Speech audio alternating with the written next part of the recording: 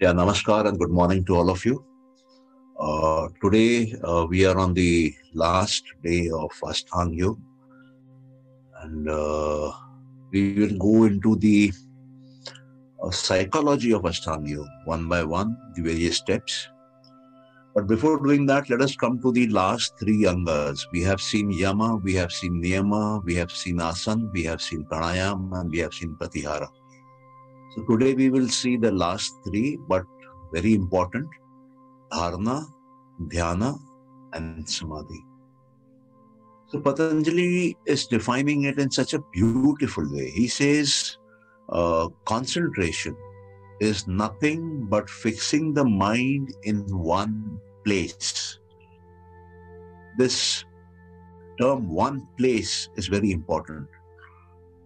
He is not saying concentration is fixing the mind at one point.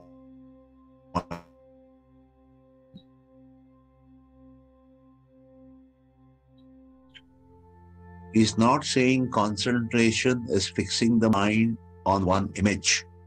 He's simply saying bring the mind at one place. So it could be anywhere around the place, but it should be in one place. It could be at any point in that place. Say if you have, just to understand, say if you have a place where you have the 26 alphabets written A to Z, one place, on one sheet, say for example on one sheet, then bringing your attention onto that one sheet is concentration. Sometimes you might see A, sometimes you might see C, sometimes you might see E, sometimes you might see Z. So you will keep on changing the alphabets. They'll simply happen. The mind will zoom around, the mind will move around. But since the mind is at one place, concentrated on that one sheet, and that sheet has those 26 alphabets written, the symbols there. So bringing the mind to one place is concentration. And that is how you begin, okay, by bringing the mind to one place. Now, what happens when you bring the mind to one place? हम जब भी अपने मन को एक जगह पर ले आते हैं तो क्या होता है? पतंजलि कहते हैं चैप्टर 1 में कि हमारी जो वृत्तियां हैं वो कंट्रोल में आती हैं। उसके पहले वो डिफाइन करते हैं कि योगा क्या है। Yoga is a method by which you bring the vrittis under control. तो हमको अगर योग करना है तो कंसंट्रेशन उसका एक मीन्स है। और कंसंट्रेशन क्या है? अपने माइंड को एक जगह पर ले आना, कुछ लिमिटेड जोन में ले आना, कुछ लिमिटेड थॉट्स, आसपास के थॉट्स के अंदर ले आना, कॉमन थॉट्स के अंदर ले आना। That is concentration, that is the first step. और जब हम कंसंट्रेशन करना सीखने लगते हैं और कंसंट्रेट करने लगते हैं, मान लीजिए हम उस शीट पे अलग अलग अल्फाबेट्स देख रहे हैं, हमारा ध्यान कहीं और नहीं जा रहा है, उन अल्फाबेट पे ही है। कभी ए देख रहे हैं, कभी सी देख रहे हैं, कभी डी देख रहे हैं, तो कंसंट्रेशन चल रहा है। और प्रोसेस करते करते हमारा ध्यान मान लीजिए ई पे आ जाता है और अब हम ई को ही देखते हैं। अब हमको उस शीट पे ना ए दिखता है, ना बी दिखता है, ना सी दिखता है, ना डी दिखता है, ना एफ दिखता है, ना जी दिखता है, ना एच दिखता है।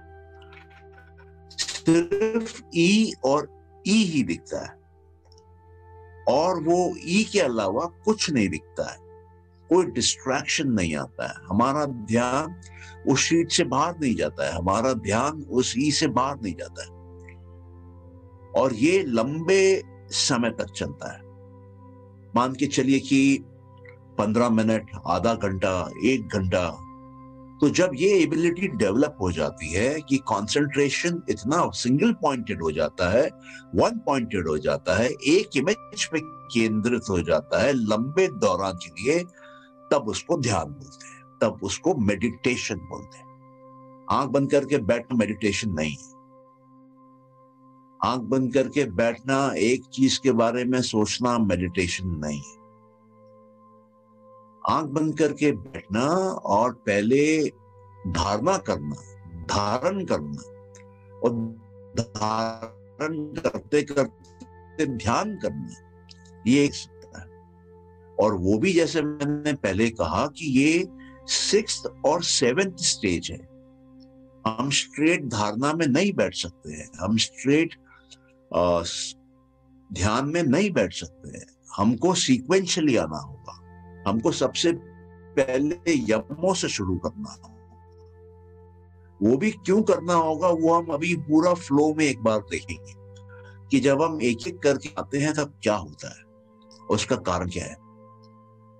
तो ये दो चीजें जो हैं, ये आपको एक्सप्लेन करता है कि धारणा क्या है और ध्यान क्या है। जैसा कि मैं पहले भी बोला हूं, मैं फिर रिपीट करता हूं। मान लीजिए कि हमारे पास पानी है। हम एक बर्तन से दूसरे बर्तन में, एक कंटेनर से दूसरे कंटेनर में वो पानी डाल रहे हैं। तो जब हम उस पानी को डालते हैं, उसकी धारा कभी कभी पतली हो जाती है, कभी मोटी हो जाती है, कभी टूट जाती है और फिर वापस जुड़ जाती है, फिर वापस वो पानी की धारा चालू हो जाती है। तो जो धारणा है, जो कॉन्सेंट्रेशन है, वो इस प्रकार होता है, पानी की फ्लो की तरह बनता है, बिगड़ता है, टूटता है। इसका मतलब कंसंट्रेशन में डिस्ट्रैक्शन हो सकता है, कंसंट्रेशन में फ्लो ऑफ माइंड एक जगह पे रुक सकता है, कंसंट्रेशन में कुछ और थॉट आ सकता है। लेकिन जो मेडिटेशन है, जो ध्यान है, वो आप ऐसे मान के चलिए कि आपके पास शहद है। आप उसको एक कंटेनर से दूसरे कंटेनर में डाल रहे हैं। तो शहद जो है बहुत विस्कस होता है, बहुत गाढ़ा होता है, बहुत मोटा होता है। तो जब उसको डालेंगे आप, तो उसका फ्लो टूटेगा,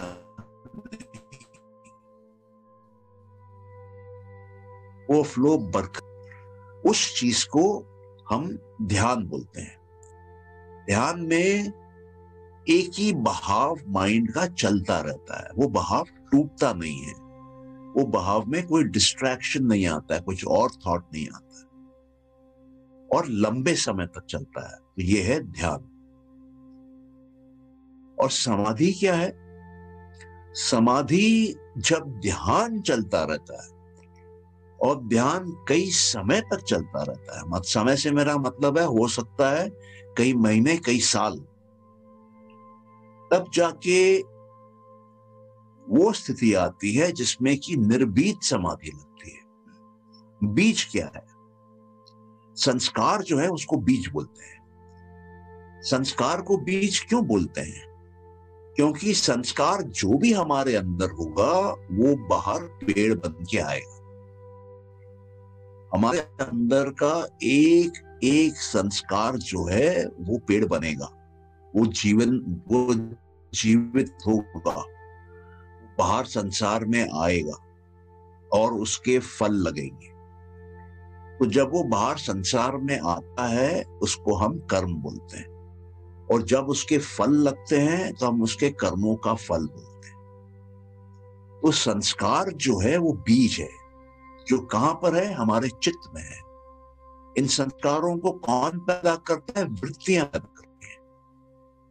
तो पतंजलि क्या बोलते हैं कि योग जो है वो वृत्तियों को हटाना है, योग जो है वो संस्कारों को हटाना है, जिससे कि पेड़ बनने वाले हैं बाहर हमारे जीवन में, उसको हटाना है। योग जो है वो उन वृत्तियों को, उन संस्कारों को हटाना है जिससे कि हमारे जो कर्म बनने वाले हैं वो नहीं बने। योग वो विद्या है, वो अभ्यास है जिससे कि हम अपने चित्त के अंदर के वृत्तियां, संस्कारों, कर्मों को रोक लेते हैं, कंट्रोल कर लेते हैं, बंद कर लेते हैं, जिससे कि उनका फल बाहर दुनिया में नहीं लगे, हमको वो नहीं भोगना पड़े। तो बीज जो है उसको संस्कार बोलते हैं। तो जब शुरू की समाधि लगती है, जब ध्यान में समाधि लगना चालू होती है, जैसे ध्यान लगना चालू होता है, समाधि लगना चालू होती है। तो जो पहली समाधि लगती है वो बीज वाली पैदा होते हैं। तो जैसे पहले बताया था कि पहला जो समाधि लगती है बीज वाली, सबीज समाधि जिसको बोलते हैं, उसमें हमको बॉडी का अवेयरनेस रहता है। तो जब हमको बॉडी का अवेयरनेस रहता है मतलब वो बॉडी का अवेयरनेस रिकॉर्ड हो रहा है हमारे चित्त में, मेमोरी बन रही है उसकी। मेमोरी बन रही है मतलब संस्कार बन रहा है उसका। संस्कार बन रहा है उसका मतलब जो हमने मेमोरी लिया कि मैं अवेयर हूं अपने बॉडी का, वो आज नहीं तो कल कुछ ना कुछ कर्म करेगा बाहर, उसका कुछ ना कुछ फल लगेगा बाहर। ये बीज है, और ये ग्रॉस रूप का बीज है, ये स्थूल रूप का बीज है, क्योंकि ये शरीर से संबंधित है। दूसरा ध्यान में जो बीज लगता है, संस्कार जो दूसरा पैदा होता है, वो पैदा होता है जब हमको थॉट आता है। हमको अब बॉडी का अवेयरनेस नहीं होता है, हमको अब थॉट आता है। और जब हमको थॉट आता है तो वो भी एक संस्कार पैदा करता है। वो थॉट भी चित्त में रिकॉर्ड होता है, वो थॉट भी एक बीज बनता है। और उसके बाद और जब हम ध्यान में आगे बढ़ते हैं और समाधि के सीक्वेंस में आगे बढ़ते हैं तो हमको अभी थॉट भी नहीं आता है, अब हमको सिर्फ एक फीलिंग आती है आनंद की। तो ये जो आनंद की फीलिंग अब हमारे अंदर पैदा होती है, ये भी एक संस्कार है, ये भी एक बीज है, ये भी आगे जाके बाहर हमारे जीवन में कर्म करेगा और फल देगा। और जब हम समाधि में हैं, ध्यान चल रहा है, आनंद से हम आगे बढ़ते हैं, तो हमको ये एहसास होता है कि मैं हूं, आई एम देयर। तो ये आई एमनेस का जो भाव आता है, क्योंकि ये आई का है, एम का है, तो ये भी एक संस्कार है, ये भी एक बीज है, ये भी हमारे चित्त में रिकॉर्ड हो जाता है। इसका भी कर्म बनता है, इसका भी फल लगता है। तो ये चारों प्रकार की समाधियों को सबीज समाधि बोला जाता है कि इसमें बीज पैदा हो रहे हैं, इसमें संस्कार पैदा हो रहे हैं। समाधि हो रही है, धारणा भी हो रही है, ध्यान भी लग रहा है, समाधि भी हो रही है, लेकिन संस्कार पैदा हो रहे हैं। इसका मतलब चित्त की वृत्तियां कंट्रोल तो हो रही हैं, कम तो हो रही हैं, अभी गई नहीं है, अभी पैदा हो रही है। लेकिन जो इसके बाद वाली समाधि है जिसकी कि मैं बात कर रहा हूं, क्योंकि निर्भीत समाधि है, उस समाधि में संस्कार बनना बंद हो जाता है। उस समाधि में चित्त की वृत्तियां बनना बंद हो जाती है। कैसे बंद हो जाती है? उसमें क्या होता है कि जो साधक है, जो साधना कर रहा है, जो ध्यान लगा रहा है, जो समाधि पर बैठा है योगी, वो ये भूल जाता है कि वो किस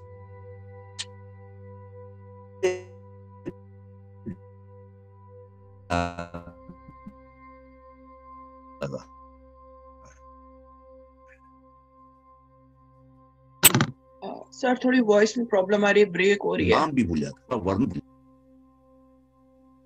अच्छा, एक मिनट।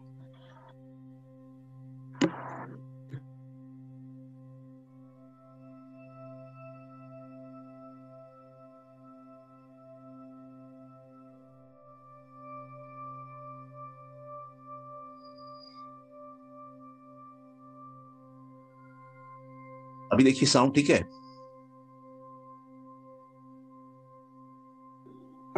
हाँ अभी ठीक है सर, बेटर। ओके, तो आपने कहां तक सुना? आपकी आवाज नहीं आ रही, आपका माइक म्यूट है। सर निर्भीत समाधि में इसमें वृत्तियां बननी बंद हो जाती हैं। हाँ, इसमें वृत्तियां बननी बंद हो जाती हैं, इसमें संस्कार बनना बंद हो जाते हैं। अब वृत्तियां कहाँ बनती हैं? वृत्तियां बनती हैं चित्त में। संस्कार कहाँ बनते हैं? संस्कार बनते हैं चित्त में। तो हम चित्त के लेवल पे एब्सोल्यूट कंट्रोल में आ जाते हैं कि हमारे माइंड में क्या हो रहा है वो पूरे हमारे कंट्रोल में आ जाता है।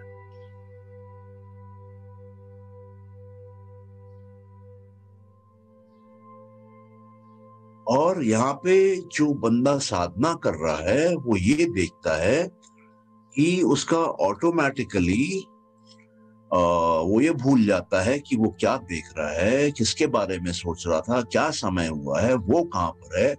इसका मतलब उसके संस्कार कंप्लीटली बनना बंद हो गए, कोई मेमोरी नहीं है उसको, कोई रिकॉर्डिंग नहीं है उसके पास, अब इसका कोई कर्म नहीं बनेगा।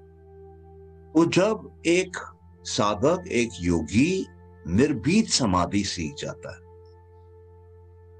तो वो अपने चित्त में जो पुराने संस्कार हैं उनको भी हटाना सीख जाता है। अब सवाल ये उठता है कि पुराने संस्कार हटाने से क्या मिलता है। तो हमने देखा था कि जो ईश्वर का वर्णन था, ईश्वर का जो डेफिनेशन था, वो डेफिनेशन बड़ा सरल था कि ईश्वर के कोई संस्कार नहीं, कोई कर्म नहीं, कोई क्लेश नहीं, और ईश्वर को पूरा ज्ञान है।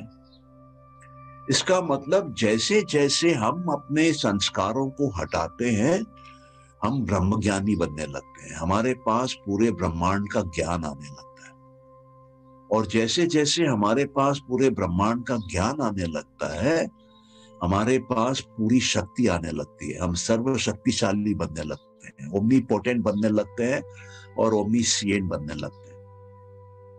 संस्कार जो है हमारी जो मेमोरी है, वो हमारे नॉलेज को लिमिट करती है, क्योंकि वो लिमिटेड नॉलेज की रिकॉर्डिंग है और वही प्ले होती है हमारे जीवन में। लेकिन जब हम संस्कारों को पूरी तरह से हटा देते हैं, तो हमारा नॉलेज जो है वो अनलिमिटेड हो जाता है, हमारा नॉलेज जो है वो प्रकृति से मुक्त हो जाता है, हमारा नॉलेज से प्रकृति के वस्तुओं का नहीं रहता है, हमारा नॉलेज प्रकृति से बाहर का भी होने लगता है।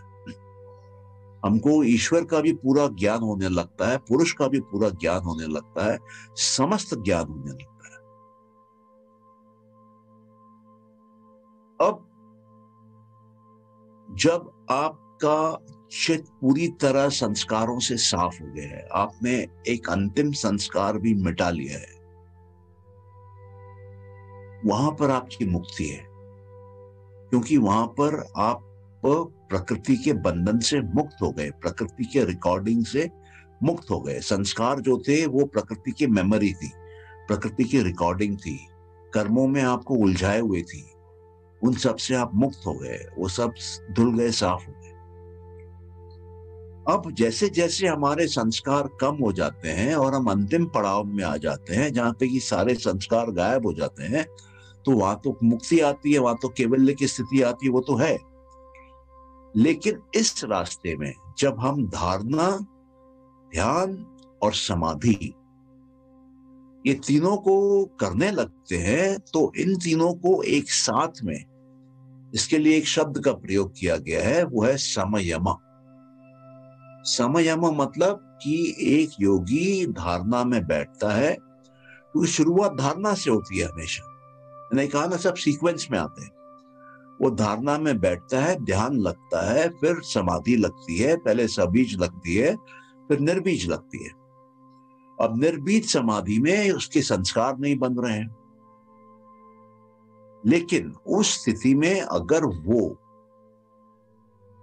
कोई भी एक वस्तु पे ध्यान लगा ले, तो उस वस्तु की सारी अंदर की बातें उसको पता चल जाती हैं, उस वस्तु के ऊपर उसको शक्ति आ जाती है, उस वस्तु के ऊपर उसको फुल पावर आ जाता है, यहां तक कि प्रकृति के गहराई तक वो उतर जाता है, वो प्रकृति को अंदर से बदल सकता है, वो 3 गुणों पे काम कर सकता है। किसी भी वस्तु के 3 गुण में रजस, सत्व, तमस का मान लीजिए, रजस 20% है, सत्व 20% है, तमस 60% है, तो उसका रेशो भी चेंज कर सकता है, और वो चेंज करने से उस वस्तु का कैरेक्टर चेंज हो जाता है।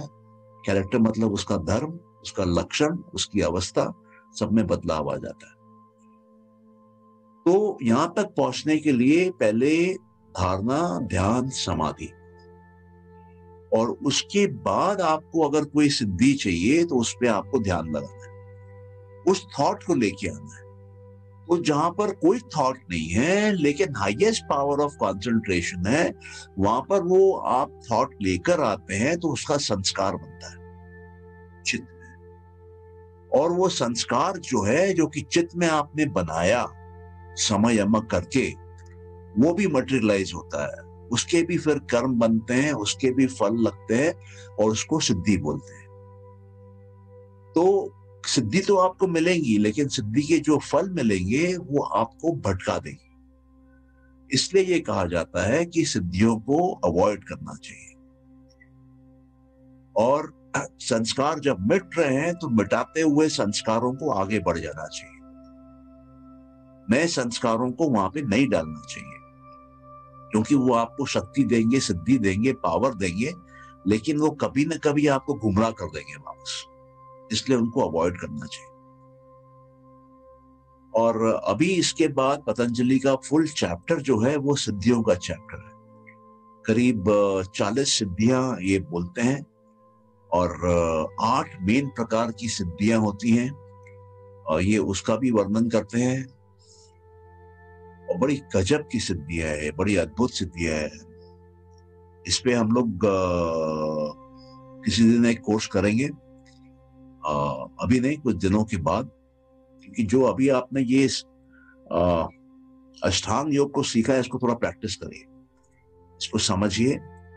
और मैं आपसे एक बहुत दिलचस्पी वाली बात बोलना चाहता हूं। शुरू में मैंने कहा था कि सांख्य योग जो है वो थ्योरी है, और पतंजलि योग जो है वो उसका प्रैक्टिकल है। दोनों में एक फर्क है। क्या फर्क है? जो सांख्य को मानते हैं उनका ये कहना है कि ये ज्ञान मार्ग है, ये जानने से ये योग हो जाता है, इस पे चिंतन मनन करने से ये योग हो जाता है। और पतंजलि का जो मार्ग है वो कहता है जानने से नहीं होता है, इस पे धारणा, ध्यान, समाधि करने से ये होता है। ये प्रैक्टिकल मार्ग है, ये करने से होता है।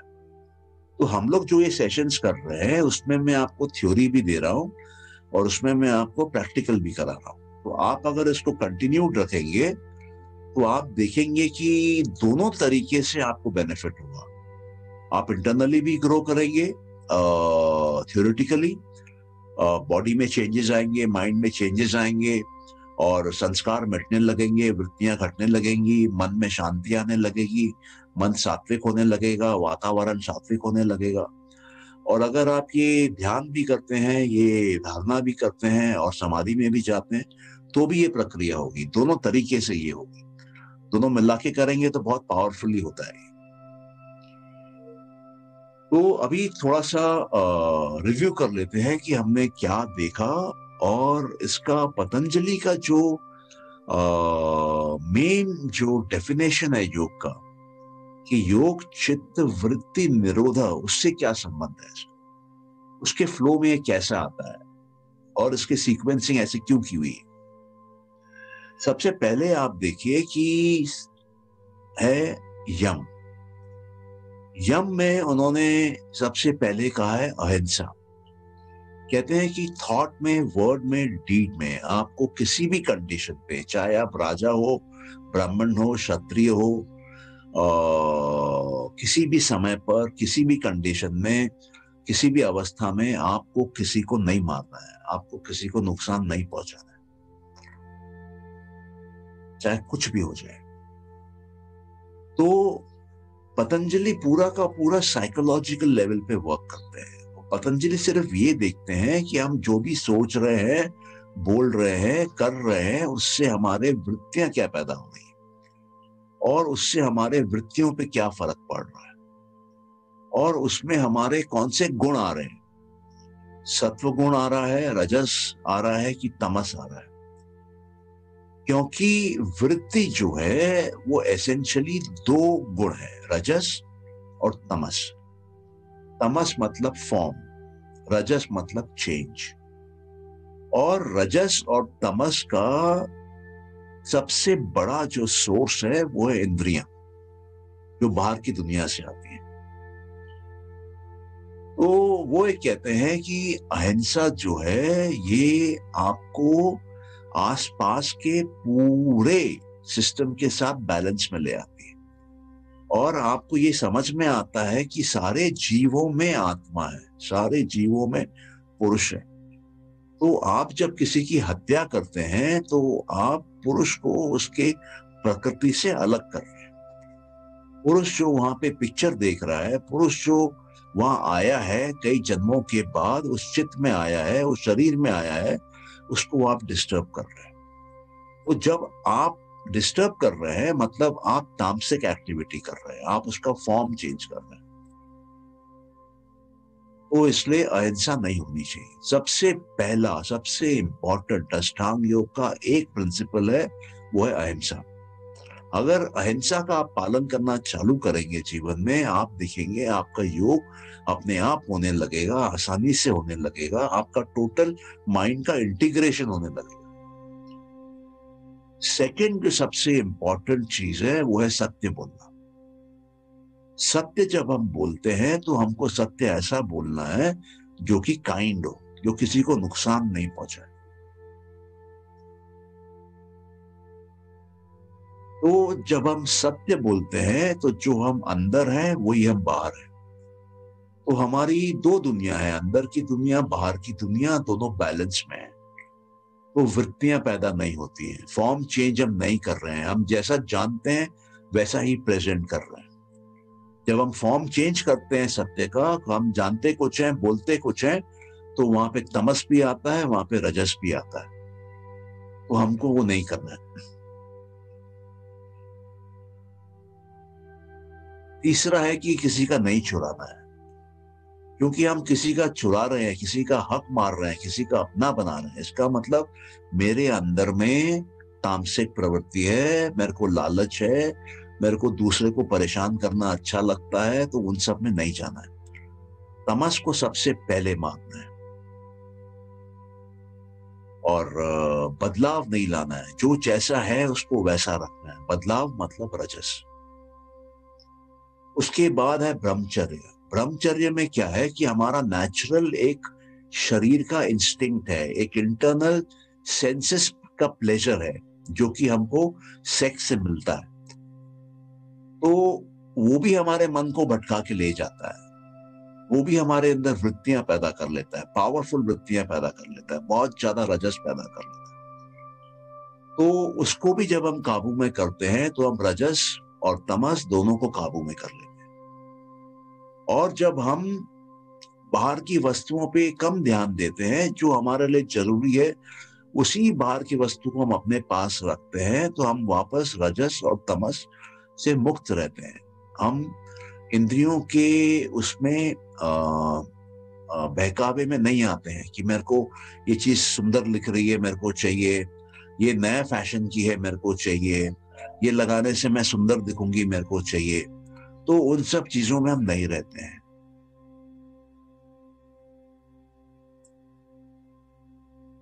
ये करने के बाद अगला जो नियम आते हैं, नियम जो है वो पर्सनल डिसिप्लिन हैं, जिसमें हम डायरेक्टली अपने आप से संबंध रखते हैं। वो यम जो है वो हम समाज से डायरेक्ट हमारा इम्पैक्ट पड़ता है, औरों के साथ इम्पैक्ट पड़ता है। तो पहले हमको औरों के साथ मन को शांत करना है, फिर हमको अपने साथ अपने मन को शांत करना है।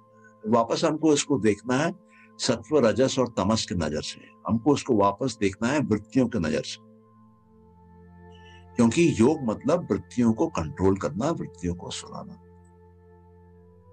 तो शौच जो पहला नियम, सफाई में रहिए।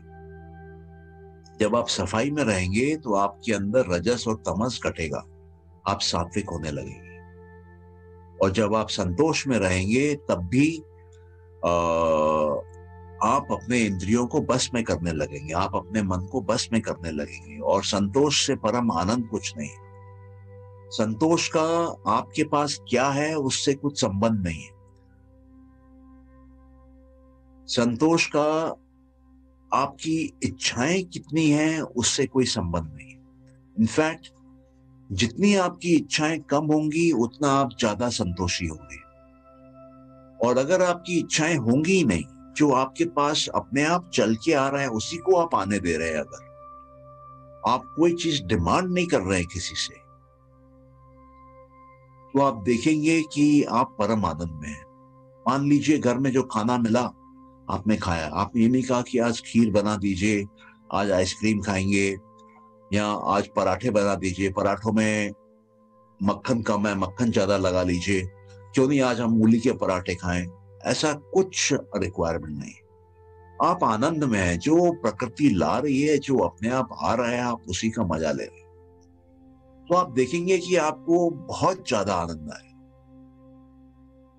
तो जैसे जैसे इच्छाएं कम होती जाती हैं, वैसे वैसे ये आनंद बढ़ता जाता है। लोग उसका उल्टा समझते हैं। लोग समझते हैं कि जैसे हम इच्छाएं बढ़ाएंगे, हमको बाहर से जब वस्तु मिलेंगी आपको अच्छा लगेगा। ये भ्रांति है। उन्होंने ट्राई करके नहीं देखा। जो ट्राई करके इसको देखते हैं, दोनों को वही कंपेयर कर पाते हैं और वही बताते हैं कि जैसे जैसे आप संतोष में जाएंगे, जैसे जैसे इच्छाओं को कम करते जाएंगे, वैसे वैसे आनंद बढ़ने लगता है। आनंद 100 गुना बढ़ जाता है। आनंद मस्ती का आनंद हो जाता है, एक पागलपन की तरह आनंद हो जाता है। और फिर वो आते हैं क्रिया योग पे, एक्शन योग के जो 3 उन्होंने शुरू में बोले थे साधना में, कि तपस। तपस कहां करना है? तपस जैसे मैंने पहले भी कहा था कि अब ये शरीर की बात हो रही है। तपस कहां करना है? शरीर की जो प्रिंसिपल्स हैं, शरीर के जो तत्व हैं, जो हमको दिख रहे हैं बाहर, 5 महाभूत, 5 कर्म इंद्रियां, 5 ज्ञान इंद्रियां और मन, ये 16 जो तत्व हैं, प्रिंसिपल्स हैं हमारे ह्यूमन एग्जिस्टेंस के योग के हिसाब से, इनको डिसिप्लिन करना है। ये डिसिप्लिन तप में होंगे, प्रेशर में होंगे, हीट में होंगे, गर्मी देनी पड़ेगी इनको। और जब आप इनको गर्मी देंगे, हीट देंगे, प्रेशर देंगे, तो तमस और रजस घटेगा, सत्व बढ़ेगा। सेकेंड है स्वाध्याय। जब आप स्वाध्याय करेंगे, स्वाध्याय में अब हम अंदर आ जाते हैं, अंतर मन में आ जाते हैं, चित्त में आ जाते हैं, बुद्धि, अहंकार और मन में आ जाते हैं। तब हम ये करेंगे, तब हम देखेंगे कि हमारे अंदर का शुद्धिकरण हो रहा है, अंदर का प्यूरिफिकेशन हो रहा है, अंदर रजस और तमस घट रहा है मन से और अहंकार से। मन साफ हो रहा है, प्योर हो रहा है, अहंकार जो है वो साफ हो रहा है, प्योर हो रहा है, और बुद्धि जो है वो पूरी सात्विक हो गई है। तो अंदर के 3 की सफाई के लिए स्व अध्याय जरूरी है, जिसमें हम आत्मा का ज्ञान, आत्मा का लिटरेचर देखते हैं और अपने बारे में जानते हैं कि मैं कौन हूं, ये आत्मा कौन है, ये सेल्फ कौन है। तो ये स्टडी जो है, ये पहली तो खुद करनी है स्व अध्याय, और अपने बारे में करनी है। इसके बाद जो अंदर और गहराई में है, जहां से हम आए हैं, वो है प्रकृति। प्रकृति तक जाने के लिए ईश्वर का एक माध्यम सजेस्ट किया गया है। क्योंकि जैसे हमने पहले देखा था कि ईश्वर प्रकृति के बाहर है। ईश्वर जो है वो परम आत्मा है। ईश्वर जो है वो इटर्नल है। ईश्वर जो है उसको प्रकृति का भी ज्ञान है, प्रकृति के बाहर का भी ज्ञान है। तो ईश्वर प्रकृति के ऊपर है।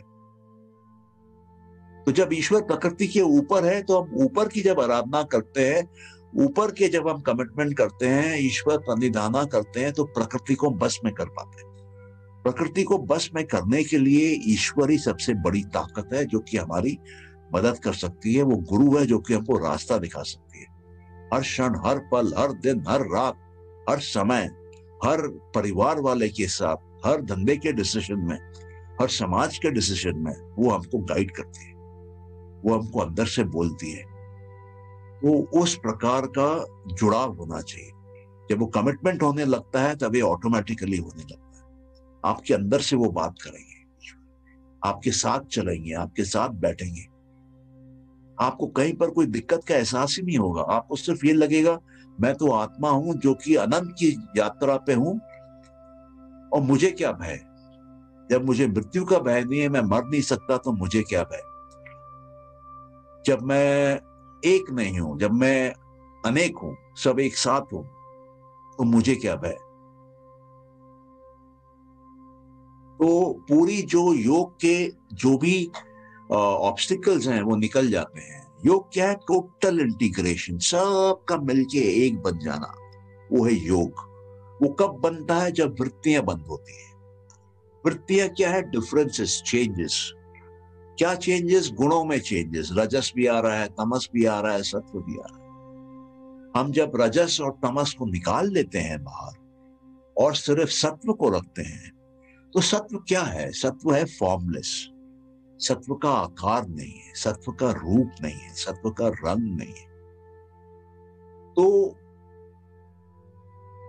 हम जब ध्यान लगाना चालू करते हैं सत्व पे, फॉर्मलेस पे, तो रजस तमस जो है वो तो बाहर जा ही रहा है, लेकिन हम अंदर जो निराकार है, जिसका कोई आकार नहीं है, वो है ईश्वर। उनका आकार होता तो वो प्रकृति में होते हैं, क्योंकि उनका आकार नहीं है, क्योंकि वो न पैदा होते हैं न मरते हैं। प्रकृति में चीजें पैदा होती हैं, मरती हैं। प्रकृति में कांस्टेंट बदलाव होता है, ईश्वर में कोई बदलाव नहीं होता। ईश्वर परमानेंट है, ईश्वर चेंजलेस है, ईश्वर इटर्नल है, ईश्वर प्रकृति के ऊपर है। तो हम जब निराकार के ऊपर मन लगा रहे हैं, चित्त हमारा निराकार की संस्कारें पैदा कर रहा है, तो हमारे जितने भी संस्कार आकार वाले हैं, जो कि तमस से जो फॉर्म है और रजस से जो मोशन है उससे बने हैं, वो धुलने लगते हैं, वो साफ होने लगते हैं, और हम और हमारी प्रवृत्ति पूरी तरीके से सात्विक हो जाती है। अब आप बोलेंगे कि हम निराकार क्यों नहीं हो जाते हैं? हम सात्विक इसलिए हो जाते हैं कि सात्विक एक गुण है प्रकृति का, जो कि निराकार के गुण से मिलता है। लेकिन क्योंकि हम शरीर में हैं, क्योंकि हम प्रकृति में हैं, इसलिए हम निराकार नहीं हो सकते। हम आकार में हैं, लेकिन सात्विक आकार में हो सकते हैं। तो जब आप सात्विक आकार में आने लगते हैं, पूरी तरीके से सात्विक हो जाते हैं, तब जैसे हमने देखा था कि सत्व में आने से आपकी लोगों से दुश्मनी मिटने लगती है। सत्व में आने से आपका सत्व फैलता है, बाहर अपने आप जाता है, ट्रांसमिट होता है। तो अगर आप ये सब चीजें करते हैं, यम और नियम, तो आप देखेंगे कि आप खुद ही सात्विक हो गए। आप देखेंगे कि आपके आसपास बहुत बड़ा बदलाव आ रहा है। आप किसी को कुछ बोल नहीं रहे हैं, किसी के साथ कुछ कर नहीं रहे हैं, आपका अंदर का बदलाव सबको बदल रहा है वहां। क्यों? क्योंकि प्रकृति आपस में जुड़ी हुई है, मिली हुई है, एक है। ये गुण है प्रकृति के। जहां पे खुशबू होगी, वो 1 फीट दूर भी खुशबू सूंघ पाएंगे लोग, 2 फीट दूर भी सूंघ पाएंगे, 10 फीट दूर भी सूंघ पाएंगे। जहां पे सत्व होगा, सत्व की खुशबू जाएगी। जहां सत्व की खुशबू जाएगी, जहां फॉर्मलेस जाएगा, वहां पे फॉर्म निकल जाएगा, वहां से तमस निकल जाएगा। जब तमस निकल जाएगा तो वहां से रजस भी निकल जाएगा। रजस तो चेंज ऑफ फॉर्म है, बदलाव है। तो जब रजस और तमस निकल जाएंगे तो वहां भी सत्व आ जाएगा। तो ये एक गाइडिंग प्रिंसिपल है कि हम अपने जीवन में, हमको सत्व बढ़ाना है, और सत्व बढ़ाते बढ़ाते बढ़ाते बढ़ाते सब पूरा सीक्वेंशियली 1 2 3 4 करके सारे स्टेप होने लगते हैं, और हम एक एक पड़ाव करके आगे बढ़ते रहते हैं। अब ये बोलते हैं कि आसन, आसन क्या है? कहते हैं आसन में आपको बॉडी तो आपको मिली है, लेकिन हमारा काम तो चित्त का है। हमको तो चित्त की वृत्तियों को सुलाना है। बॉडी में भी वृत्ति होगी, बॉडी में भी डेफिनेटली 3 गुण है, रजस सत्व तमस, प्रकृति के हर हिस्से में है। तो कहता है बॉडी तुम्हारी ना वो पोजीशन ले लो जो स्थिर हो और सुखदायी हो, ताकि तुमको बॉडी डिस्टर्ब नहीं करे। तुम्हारे इंद्रियों में कोई आवाज आ रहा हो, कोई डिस्टर्बेंस हो, तो वो अंदर नहीं आए, वो बाहर ही रुक जाए। तो बाहर से रजस तमस नहीं आए। आसन वो होता है जिसमें हम कंफर्टेबली बैठते हैं और बाहर से रजस और तमस नहीं आता, उनकी एंट्री बंद हो जाती है। और ध्यान क्या होता है? ध्यान से भी पहले आते हैं प्रतिहारा पे। प्रतिहारा से भी पहले ये बोलते हैं प्राणायाम। जैसे मैंने कहा था कि सीक्वेंशियली चल रहा है, तो अपने भी सीक्वेंशियली चलते हैं। अब ये कहते हैं कि प्राणायाम, प्राणायाम क्या है? सांसों को रोकना प्राणायाम है। सांसों को लेना नहीं, सांसों को अंदर करना बाहर करना नहीं, सांसों को रोकना। अब हम सांसों को 3 जगह रोक सकते हैं, बाहर निकाल के रोक सकते हैं, अंदर लेके रोक सकते हैं, और नॉर्मल कंडीशन में रोक सकते हैं। तो तीनों कंडीशन में जब हम रोकते हैं, हम तो ऑक्सीजन की सप्लाई बंद कर देते हैं। ऑक्सीजन की सप्लाई बंद कर देते हैं तो हमारे अंदर तो संस्कार तो एक लिविंग सेल है, हम एक लिविंग बॉडी है, एक लिविंग ब्रेन है मेरा, इसमें लिविंग न्यूरॉन्स हैं, living nerve cells, living nerves के नेटवर्क बने हुए हैं, जो कि मेरा ब्रेन है। तो मेमोरी वही है, संस्कार पूरे वही है, और मेरी दिक्कतों का कारण ही ये संस्कार है। तो मेरे को संस्कारों को हटाने के लिए क्या करूं? अगर मेरे को बाहर से संस्कारों को कंट्रोल करना हो तो सांस लेना बंद कर दूं, संस्कार अपने आप हल्के होने लगेंगे, संस्कार अपने आप मरने लगेंगे। तो इसके लिए प्राणायाम। संस्कार कौन बनाता है? संस्कार रजस और तमस से बनता है। सत्व तो फॉर्मलेस है, तो जो फॉर्मलेस है वो क्या फॉर्म बनाएगा संस्कार का? लेकिन जो फॉर्म में है उसका संस्कार बनता है। जो मैंने पिक्चर देखी उसकी छाप बनेगी, जो मैंने गाना सुना उसकी छाप बनेगी, वो मेरे को सुनाई देगी। वो गाना मैं किसी को सुना सकता हूं, वो पिक्चर में किसी को डिस्क्राइब कर सकता हूं। लेकिन हवा जो मेरे सामने है, फॉर्मलेस है, नहीं दिख रही है, उसका मैं क्या वर्णन करूंगा? क्या उसका मेमोरी है मेरे पास? हर बार तो सेम ही है, एक ही है। तो सत्व कभी संस्कार नहीं बनाता, संस्कार हमेशा रजस और तमस बनाता है। तो जो पुराने संस्कार बने हुए हैं उनको मिटाने का एक तरीका है प्राणायाम। पुराने संस्कारों को मिटाने का एक तरीका है प्राणायाम। जब हम इसमें सांसों को रोकते हैं तो हम अपने पुराने संस्कारों को मिटाते हैं, और जब हमारे पुराने संस्कार मिट जाते हैं इसका मतलब चित्त जो है वो साफ हो रहा है। चित्त में संस्कारों का जो पड़ाव बना हुआ था, जो समूह था, वो घट रहा है, वो कमजोर हो रहा है, वो छूट रहा है, वो निकल रहा है। तो इसका मतलब चित्त में तमस और रजस जो है वो घटने लग गया। जब हमारे चित्त में रजस और तमस घट गया, जब हमारे चित्त में रजस और तमस अब नहीं है, तब क्या होगा? तब हम कंसंट्रेशन कर पाएंगे। क्यों? क्योंकि मेरे सामने कोई फॉर्म नहीं आ रहा है, जो फॉर्म मैं ले रहा वही आ रहा है। और तमस रहता अगर तो ढेर सारे फॉर्म आते बार बार, मेरे को कंसंट्रेशन करने में दिक्कत हो जाती। मैं सोचता वो शीट A to Z के बारे में, और मेरे सामने मैथमेटिक्स के नंबर आते, मेरे सामने मेरी गाड़ी आती, मेरे सामने मेरे बच्चे आते, अलग अलग रूप, अलग अलग फॉर्म आते। तो तमस के घटने से और रजस के घटने से चित्त साफ हो जाता है, चित्त में वृत्तियां घट जाती हैं। अब क्या होता है? चित्त धारणा में आराम से बैठता है। जब चित्त धारणा में आराम से बैठता है और पावर आ जाता है, क्योंकि डिस्टर्बेंस नहीं है रजस का भी तमस का भी, तो अब ये चित्त, अब ये मन इंद्रियों पे हावी हो जाता है। अब ये इंद्रियों को कंट्रोल करने लगता है। इंद्रियां क्या है? इंद्रियां वो दरवाजे हैं जिसके माध्यम से हम बाहर पंच महाभूतों को देखते हैं। आंख, कान, नाक, जीभ और हमारी स्किन, ये 5 इनपुट डोर्स हैं जिससे हम सिग्नल लेते हैं बाहर से। कौन सा सिग्नल लेते हैं? हम गुण लेते हैं। इन 3 गुणों में से गुण लेते हैं, सत्व, रजस, तमस, इनके कॉम्बिनेशन में गुण लेते हैं। क्योंकि हमारे आंखें तो सिर्फ रूप देखती हैं, रंग देखती हैं, तो आंखें तमस के अलावा कुछ लेती ही नहीं है।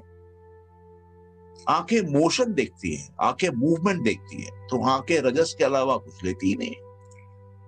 और कान, कान भी रूप लेता है, शब्दों का भी रूप है, शब्दों का भी स्ट्रक्चर है, सेंटेंस का स्ट्रक्चर है, पैराग्राफ का स्ट्रक्चर है, लैंग्वेज का स्ट्रक्चर है, गाने का स्ट्रक्चर है, सुर है। तो ये पूरा का पूरा एक फॉर्म है, वो लेता है। तो ये 2 मेन इंद्रियां हैं हमारी, आंख और कान। और पहले अगर आप देखें, जब ये नेचर में डेवलपमेंट हुआ तो शुरू में बैक्टीरिया थी, अमीबा थी, उनके कहां आंख, कहां ज्ञान इंद्रियां कहाँ, कर्म इंद्रियां, सब कुछ अंदर ही था, बाहर से कोई संपर्क नहीं था।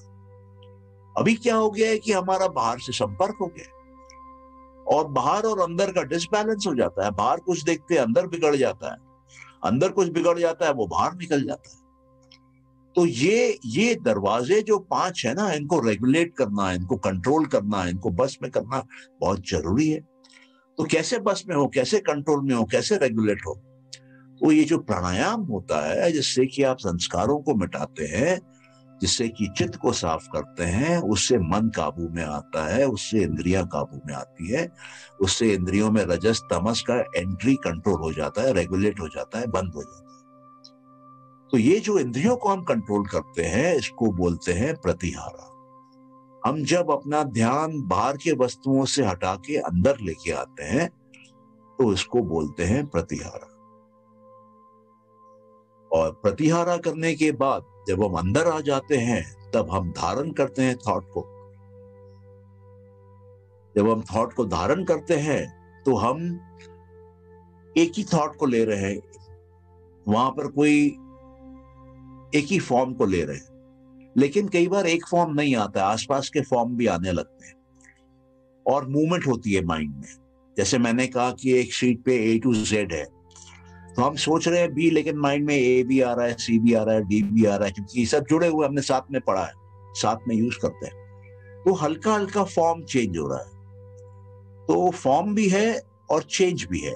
तो तमस और रजस है, लेकिन सीमित है, लेकिन कंट्रोल में है। हम इसको फोकस कर रहे हैं, हम इसको कमाते जा रहे हैं। और जब हम ध्यान में पहुंचते हैं, तब फॉर्म एक ही है, तब हमने ई पे फोकस कर लिया, अब कोई मूवमेंट नहीं है, अब रजस खत्म हो गई। तो ये है ध्यान। और जब हम ई पे फोकस किए हुए हैं, तब मेरे माइंड में क्या आ रहा है? तब मेरे माइंड में आ रहा है E फॉर एलिफेंट। ई तो ऊपर की लाइन, बीच की लाइन, नीचे की लाइन मोटी है, हाँ ठीक है। और ई के बारे में मेरे मन में कुछ ना कुछ आ रहा है। अगर और डिटेल में जाएं तो 3 चीजें आ रही हैं। वो ई का मीनिंग आ रहा है, वो ई का आइडिया आ रहा है, और वो ई अल्फाबेट क्या है वो मैं देख रहा हूं, समझ रहा हूं, उसका साउंड आ रहा है। तो जब समाधि लगती है, तब वो ई के बारे में जितना कुछ भी आइडिया था, वो सब गायब हो जाता है। वो ई का शेप क्या हो, ई का साउंड क्या हो, उसका भी कोई मतलब नहीं रहता, वो भी गायब हो जाता है। सिर्फ वो ई जो ऑब्जेक्ट है, उसकी एक छाप आ जाती है, वो जो कि मेरा माइंड पिक नहीं कर पाता है, क्योंकि माइंड बीच से ड्रॉप हो जाता है। तो वो निर्भीत समाधि हो जाती है, जिसमें कि पूरा का पूरा ये प्रोसेस कंप्लीट होने लगता है। और जब वो हो जाता है, तब वहां ना रजस है, वहां ना तमस है, वहां कुछ नहीं है। पूरा का पूरा खत्म हो गया, पूरा का पूरा दी एंड हो गया, फिनिश हो गया। तो पतंजलि ने क्या किया है कि अष्टांग योग के माध्यम से हम लोगों को एक जर्नी पे लेके आए हैं, और उनका फोकस एक ही रहा है कि रजस तमस को कैसे घटाया जाए, कैसे घटाया जाए, कैसे घटाया जाए, ताकि ये शून्य पे आ जाए। और उन्होंने एक और बात की है कि साधना वाले चैप्टर में उन्होंने सिर्फ प्रतिहारा तक बोला है। इसका मतलब वो कह रहे हैं कि एक साधारण साधक जो है ना, वो अपना ध्यान बाहर से अंदर लाना सीख ले, इतना ही काफी है। लेकिन अगर आपको सिद्धियां चाहिए, तो सिद्धियों के चैप्टर में उन्होंने अब धारणा, ध्यान, समाधि, समयम समझाया। तो ये बहुत इंपॉर्टेंट डिस्टिंक्शन है यहाँ पर, कि हमको नॉर्मल जीवन में हमको प्रतिहारा तक ही आने से हमारा काम बनेगा बढ़िया से। हमको अब कंट्रोल चाहिए इंद्रियों पे, नहीं तो इंद्रियां नचा देती है। और अंदर आने का प्रैक्टिस करो, सिर्फ बाहर दुनिया में मत रहो। और जब आप यम नियम करेंगे, तो पूरा जीवन अपने आप सात्विक हो जाएगा। और जब जीवन सात्विक हो जाएगा, और जब ईश्वर भी आपके साथ आ जाएगा, तो जो आप चाहेंगे वो अपने आप घटेगा, कोई दिक्कत नहीं है। सिद्धियां उन योगियों के लिए है जो कि कैवल्य के मार्ग पे जाना चाहते हैं। ताकि उनको मालूम चलता है कि वो उस कैवल्य के मार्ग पे कौन से पड़ावों तक पहुंचे हैं, कहाँ पहुंचे हैं। तो ये है पूरा का पूरा अष्टांग योग। अगर आपके कोई क्वेश्चन हो तो आप पूछिए, वरना एक मेडिटेशन करेंगे फिर हम।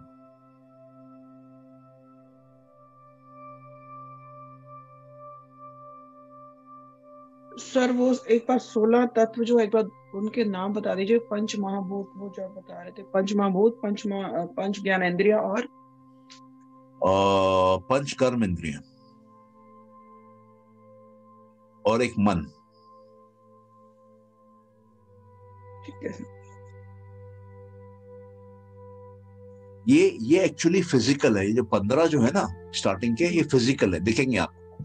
धरती, जल, अग्नि, वायु, आकाश, ये दिखेगा। और जो पंच कर्म इंद्रियां हैं वो भी दिखेंगी। जो 5 ज्ञान इंद्रियां हैं वो भी आपको दिखेंगी, मन को छोड़ के। लेकिन मन जो है, क्योंकि 5 कर्म इंद्रियों, 5 ज्ञान इंद्रियों को संभालता है, उनको रन करता है, उनको ऑर्गेनाइज करता है, इसलिए उसको भी एक ऑर्गन की तरह ही ट्रीट किया जाता है। ये बाहर से जुड़ा हुआ है बहुत। तो दूसरा सर, एक जो आप कह रहे हैं अहिंसा करनी चाहिए, तो जैसे हम कहते हैं हिंसा नहीं करनी चाहिए, क्या ये उनका कर्म नहीं हो सकता कि उनको हिंसा करने के लिए ही आना है? किसको? जो हिंसा कर रहे हैं, ये जो मार रहे हैं, जैसे नॉन वेजिटेरियन हम बात करते हैं, अगर हम किसी को, ये हमने पहले भी कोशिश नहीं करी कि किसी को समझाए कि आप ये मत करिए, तो वो नहीं नहीं, कहते एक नहीं, एक एक बैलेंस एक करते। एक एक एक एक एक मिनट, एक मिनट। ये जो मार्ग है, ये मार्ग अपने लिए है, औरों के लिए नहीं है। औरों को ज्ञान नहीं देना है इस पे, हमको खुद को पालन करना है। ठीक है सर। ठीक है, हाँ। औरों को नहीं देखना है, क्योंकि अगर हम औरों को देखेंगे ना तो हमको वही दिखेगा जो कि हमारे अंदर से आ रहा है। कि बाहर जो पैदा हो रहा है वो कहाँ से पैदा हो रहा है? वो तो मेरे चित्त से पैदा हो रहा है। वो मेरे बुद्धि, मेरे अहंकार, मेरे मानस की क्रिएशन है जो मेरे को फिजिकली बाहर दिख रही है। तो अगर आपको बाहर कुछ भी दिख रहा है जो आपको डिस्टर्ब कर रहा है, उसका ओरिजिन, उसका सोर्स आपके चित्त से है। आप अपने चित्त में उसको स्विच करेंगी, ठीक करेंगी, सर्किट बाहर ठीक हो जाएगा। और तीसरा, जैसे हम सर समाधि की तरफ आप बात कर रहे हैं कि हमारे संस्कार जलने शुरू हो जाएंगे। सर एक सेकंड,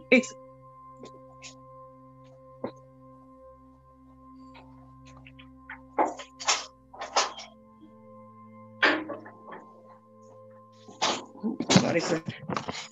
सर जैसे हम अपने संस्कारों के जलने की बात करते हैं कि हमारे संस्कार जल जाएंगे समाधि में, लेकिन जब हम दोबारा किसी संसार में भी तो रह रहे हैं ना, तो जो normal day to day life में लेकर रह रहे हैं, तो वो हमारे संस्कार दोबारा भी तो बनते चले जाएंगे। नहीं, ठीक है। जैसे मैंने पहले कहा कि आप संसार में रह रही हैं, आपके संस्कार बन रहे हैं। तो संस्कारों के भी 3 गुण हैं, रजस, सत्व और तमस। जी। तो आपका कोशिश ये होना चाहिए कि मेरा एग्जिस्टेंस सात्विक होना चाहिए, और मेरे अंदर सत्व का जो कंपोनेंट है, सत्व का जो एलिमेंट है, वो बढ़ते रहना चाहिए। जी। तो जैसे जैसे सत्व का एलिमेंट बढ़ने लगेगा, वैसे वैसे एग्जिस्टेंस अपने आप एक सबलाइन, एक अच्छे लेवल पे जाने लगती है। एक बहुत हल्कापन फील होता है, लगता है कि आप तैर रहे हैं जिंदगी में, लगता है कि सब अपने आप हो रहा है। एक एक्सपीरियंस है। और जैसे मुझे आजकल सर ऐसे लगता है, मैं ऑफिस में होती हूँ, पहले जब आपसे ये ज्ञान नहीं लिया था तो हम नॉर्मल रह रहे थे या जैसे नॉर्मल अपने प्रैक्टिस करते थे, लेकिन अभी ऐसा लगता है कि जैसे आंखें बंद करी और मेरा ध्यान दूसरी तरफ चला गया, और थोड़ा काम में कम लगता है। अभी वर्डली अफेयर में जैसे लगता है कि मैं हट रही हूँ, ऊपर ज्यादा आ रही हूँ। नहीं तो उसमें कोई दिक्कत नहीं है। आपका जो फ्लो आ रहा है उसके साथ चलते रहिए। आपका जो धर्म है वो धर्म को निभाते रहिए। और जैसे मैंने पहले कहा कि सात्विक कंपोनेंट बढ़ाते रहिए। अगर अगर आपके अंदर में कुछ एक्टिविटी करने से तमस बढ़ता है या रजस बढ़ता है, तो उसको देखिए कि कैसे सबड्यू किया जाए। नहीं और सर, मैं उन चीजों में बहुत ही कम हूँ, पहले से ही बहुत कम हूँ मैं उन चीजों में। मतलब वर्ड में बल्कि मैं कम रहती हूँ, मैं इन चीजों में ज्यादा रहती हूँ, मेरा ध्यान इन्हीं में ज्यादा रहता है। हाँ, तो क्या दिक्कत है? आपको तकलीफ क्यों हो रही है इससे?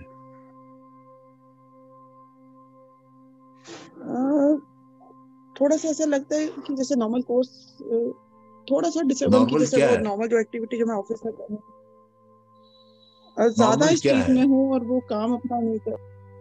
नॉर्मल सर जैसे जब ऑफिस में आपको कहते हैं ना कि जहाँ है वो उधर पूरा कंसंट्रेशन होना चाहिए आपका, आप काम करें तो पूरा काम में ध्यान होना चाहिए, उससे हट रहा है। हाँ, तो आप उसको भी साधना मानिए ना, कि वहां पर भी कंसंट्रेशन करना और ध्यान से करना, ये आपकी साधना है। वो घंटा 2 घंटा 6 घंटा जितना देर भी आप ऑफिस में हैं, हम्म, आपका मन भटक रहा है, आप उसको जगह पे लेके आ रही हैं, उसको आप साधना मानिए ना।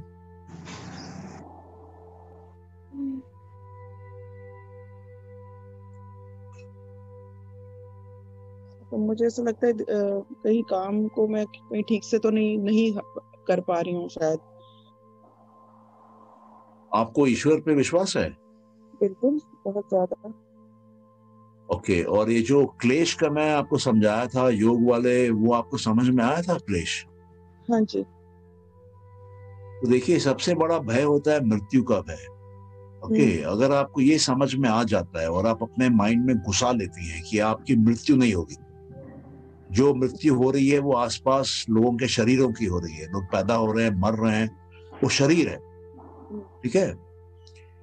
तो अगर आप इससे कन्विक्शन पैदा कर लेती हैं, अपने आप को समझा लेती हैं, आपका सारा भय मिट जाएगा। आपके पास 1 रुपया हो तो भी आपको भय नहीं होगा। आपके पास में 1000 करोड़ रुपया कल बैंक में आ जाए तो भी आप बंदर की तरह कूदेंगे नहीं। तो ये अपने माइंड को समझाना है, अपने माइंड को कंडीशन करना है। इसी को बोलते हैं अविद्या, और इसी को बोलते हैं राइट नॉलेज चाहिए आपको, करेक्ट नॉलेज चाहिए। तो ये नॉलेज आप ही को अपने आप को देनी है, आपका पड़ोसी नहीं देगा आपको आगे। हम्म। सर इसीलिए मैं आपसे जैसे कल बात इसलिए कर रही थी जैसे अब अब आपने प्रैक्टिकल में अविद्या बताया, हमने अविद्या पढ़ा लेकिन अब ये प्रैक्टिकल भी उसका समझ में आया। इसीलिए सर मैं आगे प्रैक्टिकल जैसे हम प्रैक्टिस करें थोड़ा और आप प्रैक्टिकली कराएं और जो फीलिंग्स हैं उसको डिस्कस करें तो और क्लियर हो सकता है। नहीं नहीं, मैं समझ रहा हूँ आपकी बात, और अपने करेंगे। मैंने आपका फीडबैक कल जो लिया है उस पर मैं विचार कर रहा हूँ, और कुछ ना कुछ करेंगे, उस पर वर्कआउट करेंगे। ठीक है ठीक है? ठीक है साधना करते रहिए, thank you Sadhana sir. Important है। या जी या तो अभी अपने मेडिटेशन करते हैं फॉर एक 15 मिनट्स। सर एक क्वेश्चन है। हाँ, ये बोलिए। नियम में जो दूसरा प्रिंसिपल है ट्रुथ यानी सत्य का, हाँ हाँ, तो आप बोलते हैं भाई सत्य है तो ऐसे बोलना चाहिए जो दूसरों को किसी को नुकसान नहीं होवे। हाँ तो अभी समझ लीजिए मैं ये कहीं शॉपिंग सेंटर में हूँ और वहां कोई हाँ चोरी कर रहा है, हाँ तो अगर वो वहां पे मैनेजमेंट को बता दूं तो ठीक है, या फिर इसको इसको इसको पकड़ लेंगे या पुलिस में देंगे तो उससे तो नुकसान होगा, सत्य बोलने जाऊंगा तो वहां पे किसका नुकसान होगा? जिसको जो चोरी कर रहा तो चोर को पकड़वा रहे हैं आप, तो उसमें क्या बात है? है। लेकिन किसी निर्दोष की हत्या, निर्दोष का नुकसान आपके सत्य बोलने से नहीं होना चाहिए। जैसे जैसे मतलब मैंने एक बचपन में कहानी सुनी थी कि एक गाय दौड़ते हुए जा रही थी एक गांव में, और वहां पे 2 रास्ते थे, तो एक बच्चा बैठा हुआ था, और एक कसाई आया पीछे दौड़ता दौड़ता, और पूछा बच्चे से कि वो गाय कहाँ गई। तो पूछा क्या करोगे? बोला मेरी गाय है, मेरे को काटना है।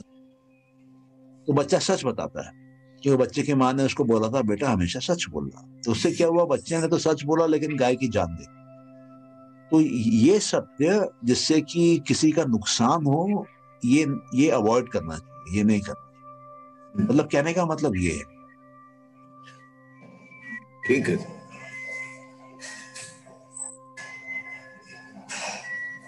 या किसी का और किसी का कोई question?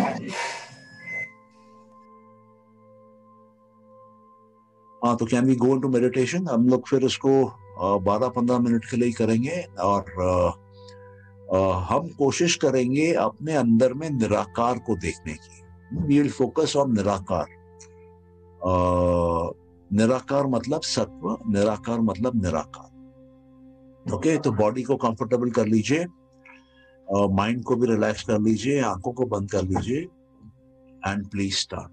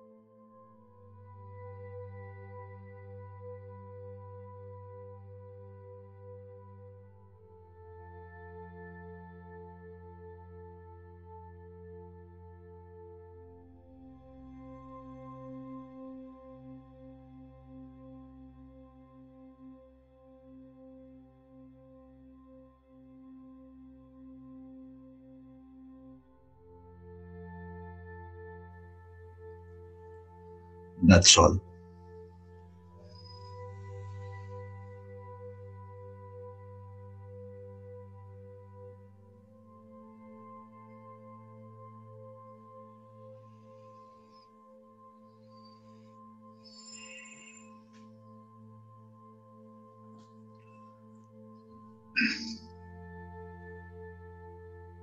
Actually, with this, I thank all of you for being part of this Ashtanga Yoga.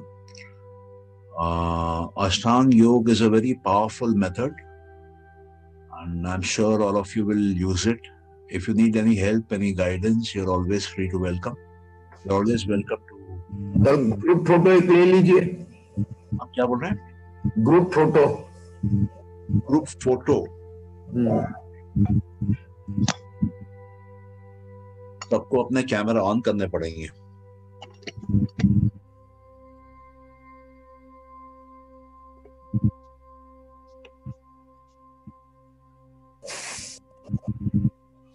Thank you, sir. Sanjay Yeah, ji, you're thank welcome. you. Thank you very much. Really had a very enlightening sessions, and You're welcome. Yeah, so beautifully and very well explained. Please Yeah, excuse just a second. Just a second. Yeah. Please continue. Sorry.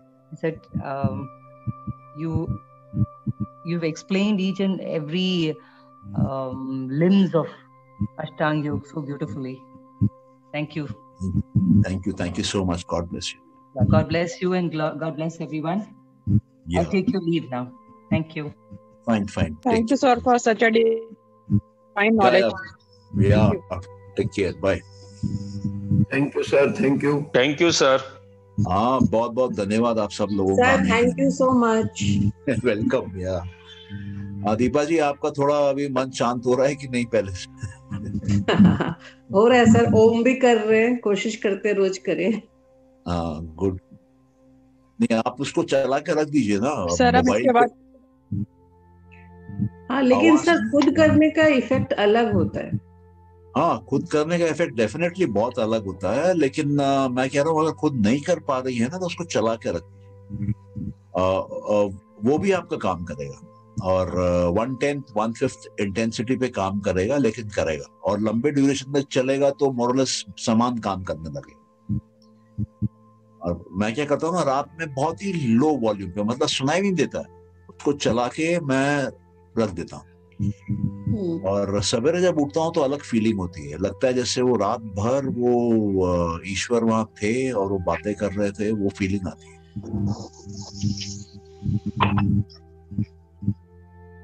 Sir Sunday कब होगा meditation? वो आप कब करवाएंगे Sunday को? Timing Sunday को सवेरे 9 से 10 है. ज्वाइन करिएगा. सॉरी सर, नेक्स्ट कोर्स तुम्हारा फर्स्ट को आ रहा है? हाँ, नेक्स्ट कोर्स फर्स्ट को आ रहा है. क्या कोर्स? उसका शेड्यूल शेयर कर लेंगे. और वीडियोस जो है ना, फर्स्ट डे का तो शूट नहीं किए थे, रिकॉर्ड नहीं किए थे. सेकंड डे का ग्रुप में डाल दिए हैं. और उसके बाद के 2 दिनों का वो अपलोड नहीं हो रहा था, थोड़ा दिक्कत है यूट्यूब में, तो शायद वो आज शाम तक हो जाएगी. ठीक है, कोई नहीं. Thank you sir. Thank you so much sir. Welcome. God bless you. और श्रीकांत जी कैसे हैं? चले गए श्रीकांत? चलिए फिर क्लोज करते हैं. Okay, thank you. ओके.